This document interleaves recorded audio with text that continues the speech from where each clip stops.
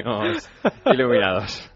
Bueno, la revista Novática ha concedido el premio al mejor artículo del año a los autores de un estudio sobre los avances tecnológicos en la protección del menor en las redes sociales.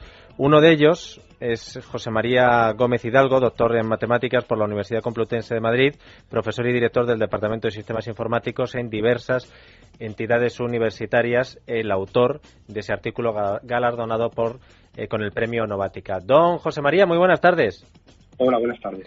Se ha avanzado mucho en la protección de los menores en las redes sociales. ¿Todavía nos queda mucho por hacer? Pues desde el punto de vista técnico sí que se ha avanzado mucho en los últimos años. Hay avances impresionantes utilizando tecnologías de inteligencia artificial que realmente podrían ayudar mucho a fomentar este tipo de protección.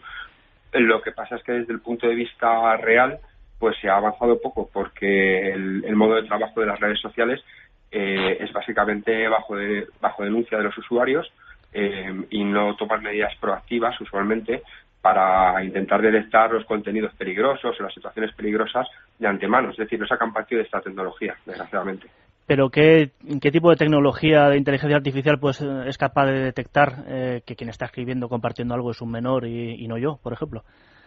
Pues básicamente se utilizan técnicas de análisis lingüístico y también de análisis facial y de reconocimiento de imágenes que pues son capaces de detectar básicamente patrones de comportamiento. O sea, lo que se va haciendo es trazar el comportamiento de las personas durante sus incursiones en la red social y en función de ese comportamiento pues se entrenan sistemas y algoritmos que pues, son capaces de discriminar unas edades de otras. ¿Y no crees que este tipo de técnicas pueden tener el problema de los falsos positivos? Generalmente suele haber muchas polémicas recurrentes en las redes sociales, sobre todo Facebook. Por ejemplo, Facebook tiende a censurar automáticamente fotos que considera subidas de tono y a veces esas fotos subidas de tono es de una persona con cáncer de mama, que claro, expone sus mamas en una fotografía, pero por causas médicas, y que los sistemas automáticos de Facebook pues los han bloqueado. ¿No crees que quizás esas técnicas podrían tener también este tipo de problemas? Desde luego, las técnicas no son efectivas al 100% y los falsos positivos son problemáticos pues porque pueden influir sobre todo en los usuarios. Pongamos que el sistema alerta de un comportamiento que puede ser sospechoso de, por ejemplo, acoso sexual de un adulto o un menor, si eso se hiciese público, pues ese adulto lógicamente quedará de por vida cuando realmente es un comportamiento que el sistema considera sospechoso y ha errado. Lo que pasa es que estos sistemas están orientados a ser utilizados por expertos que luego analicen los casos detalladamente. La idea es discriminar, o sea, eliminar, digamos, en el análisis todos los casos posibles y quedarse solamente con unos pocos para que los revisen seres humanos. José María, el estudio habla de las redes sociales de la infancia. ¿Crees que las redes sociales son seguras a día de hoy, por lo menos en un gran porcentaje? Pues yo pienso que no. Lo que pasa es que la incidencia de los riesgos que existen en las redes sociales no es tan alta como a veces, por ejemplo, se ve en los medios, porque existe un cierto alarmismo y es natural, porque algunos casos llegan a ser extremos, ¿no? Pues el caso de Amanda Todd y otros casos pues han llegado a ser totalmente extremos. La incidencia no es muy alta, pero hay que pensar en el coste.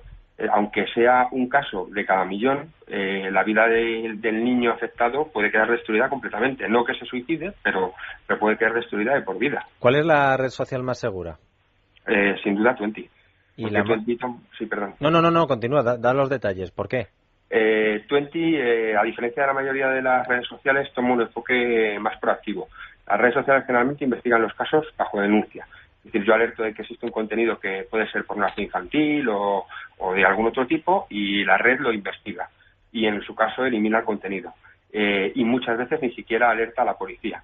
En cambio, Twenty tiene un enfoque mucho más proactivo. Tiene un equipo de revisores humanos que están investigando periódicamente perfiles candidatos a ser menores, por ejemplo, y tener menos de 14 años, asegurarse que tienen el consentimiento paterno y muchas más iniciativas. Y colaboran estrechamente pues con organizaciones de protección del menor como Protégeles en España, por ejemplo, y desde luego son mucho más proactivos que las demás. Por tanto, es la red social más segura actualmente. Y si Twenty es la más segura, ¿cuál es la más insegura?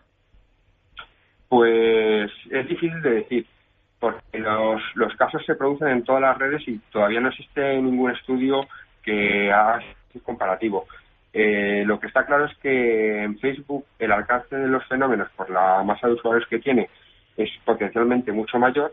Sin embargo, como tiene un control muy fino de la privacidad, complicado pero fino, pues el alcance de los problemas es limitado. En cambio, Twitter tiende a ser más público, por ejemplo, y se producen casos sistemáticos de anillos de pederastas compartiendo pornografía infantil y a la vista de todo el mundo.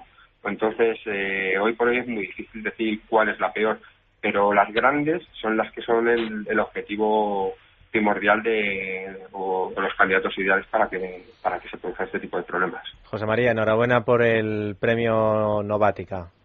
Muchísimas gracias. No, gracias a ti por investigar en asuntos que nos interesan mucho porque los niños cada vez utilizan más las redes sociales.